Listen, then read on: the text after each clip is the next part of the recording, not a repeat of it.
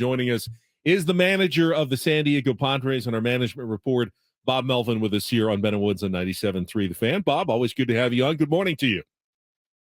Morning, guys. How are you? We're doing well, man. Doing well. We're also, like you, trying to come up with new words for inconsistent, right? Like we're consulting the thesaurus as well. Yeah, frustration. Yeah. You know them. Yeah, you know. I wanted to ask you, and I wanted to start here. You're a baseball lifer. You've been around a long, long time. You've seen it all. You've been in a few organizations.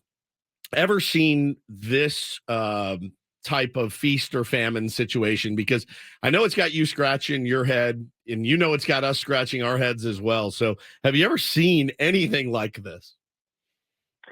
Well, probably not that's gone on for this long. I mean, you know, it's pretty indicative when you look at the record when we score four plus and when we don't.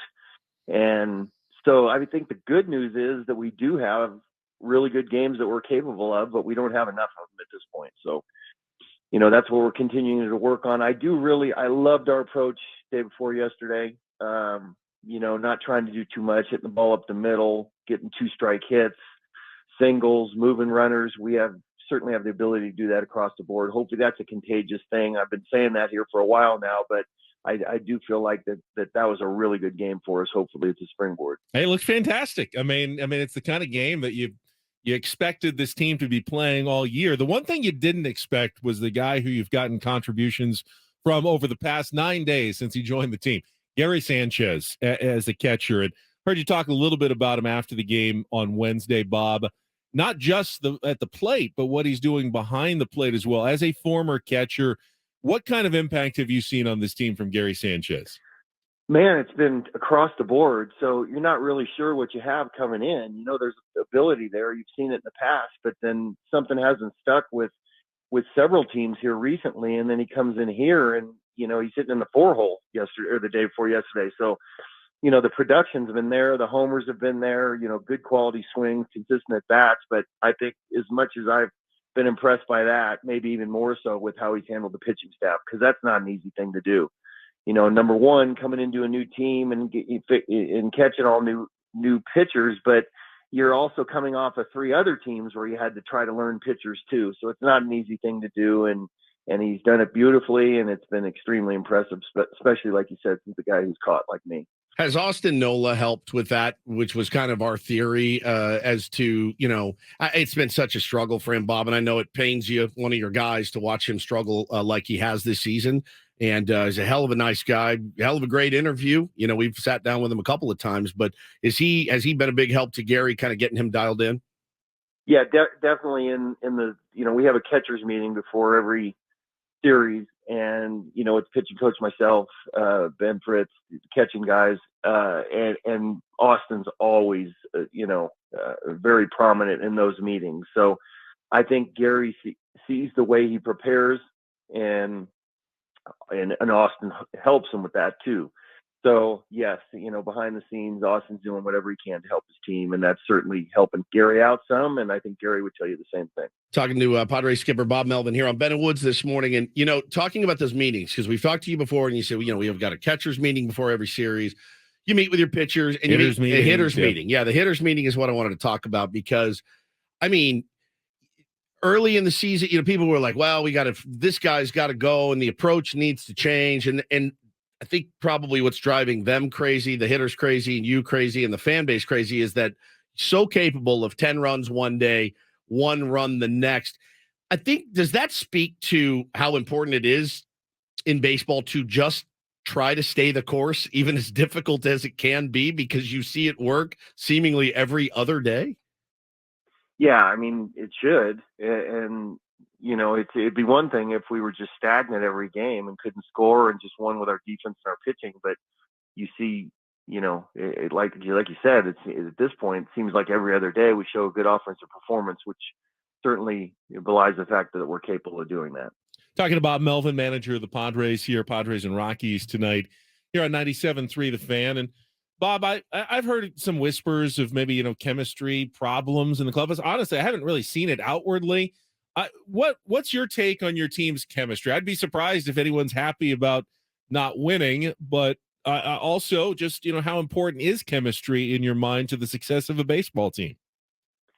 The guys get along great. I mean, and that's something you need when you're up to the ability, is that you don't want in-house fighting. So that hasn't been the case at all. These guys get along great. You've seen all the celebrations with the piñatas and stuff like that. I mean, we just need more of them, but that's not the case. These guys come in every day looking to work hard and get ready for a baseball game and expect to win. We just haven't been consistent enough with that. Does it really matter if guys like each other or not in baseball? I always wondered that, and I think there's different opinions on how important it really is.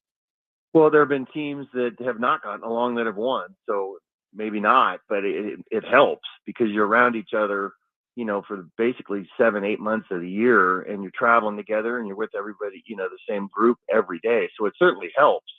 But that is definitely not the problem with us. What has been your message, if you could share just a general overview? What has been your message to your guys with the win one, lose one, win one, lose one? I mean, it's I know you're frustrated. We hear you say it every day, and I know they are as well. But what's the message like? Do you going into the locker room, and because people will say, well, they're not fired up to play this game, and I'm like, they scored 10 runs the day before that, so they were fired up to play that game. Does Bob forget to talk to them on that day? I don't think he does. How hard has that been for you?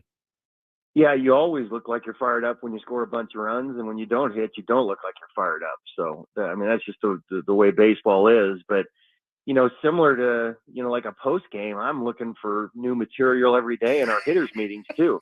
So, and you know what, you can talk to them too much as well. It's one thing in other sports like football, you're going to, every game you get a message pre, you get a message post. In baseball, you need to spread those out a little bit and make them impactful when you do. And I think that's the part that sometimes I struggle with, is when you're not playing well, do I need to reinforce a message every day? And with the group of veteran guys, you really don't. So it's finding the right balance. We do have a hitters meeting every day. I usually say something almost every day in the hitters meeting, either a little bit longer, a little bit shorter, and some days I don't say anything. So, it's finding the right balance. But in baseball, you can't do that every day, or you just the message is lost and guys tune you out a little bit. Bob, when we were there in Peoria at spring training doing our show from the back patio, I was surprised at how outspoken a couple of your guys were about where they like to hit in the order. Like most guys, it doesn't really matter, but there's a certain spot. I don't like it here. Xander Bogaerts said what he didn't like second, was it? And Juan is the same thing. He said he didn't like second either. And I'm sure you're thinking, we can't leave the 2-hole open. Somebody has to hit there, right? So, and then on Wednesday, you had Juan Soto in the number 2 hole, where he had not hit well all season long. All of a sudden, he goes 5 for 5. I'd imagine you probably get another chance out of that spot after going 5 for 5. But what is that like for you as a manager, trying to make everyone feel comfortable, but also trying to put the best lineup and get the guys up, that you want up as many times as possible? Yeah, hopefully we got a little hook there with the 5-hit day. But look, you have to, there are a lot of variables involved. You have to understand where these guys, we have guys with track records here that have played quite a bit and been successful. So you want them in the best frame of mind. You also want to construct your lineup in a fashion that it's not easy for the team's relievers to bring in lefties or righties through certain pockets. Now, you're trying to play for the starter. Sometimes starters don't go as long as they have in the past. But you want guys that are comfortable. You want to get your best guys up there as many times as you can. So you try to take all those things into consideration and understand where guys are comfortable and they're not. It does, at times certainly against righties, feel good if Juan hits 2 and Crody hits 5, because now you have 2 righties in between the 2 lefties when you bring in a left-handed reliever. So it's a balance that we, that we struggle with sometimes. We'd like to be able to get a lineup that's pretty continuous, but then against lefties, it's going to look a little bit different too. I don't necessarily, need Juan to hit in the 2-hole against a lefty if Crony's hitting a little farther down the lineup and so forth. So that's a long-winded answer, but we try to do the best we can with it every day, and we're still trying to do that. Talking to Padres skipper Bob Melvin on Ben and Woods, and it is wild how we had asked you in spring training, man, you must be sitting up at night just grinning ear to ear, thinking about how you're going to construct this lineup. And now you're like, we got to separate every other day. I'm grinning.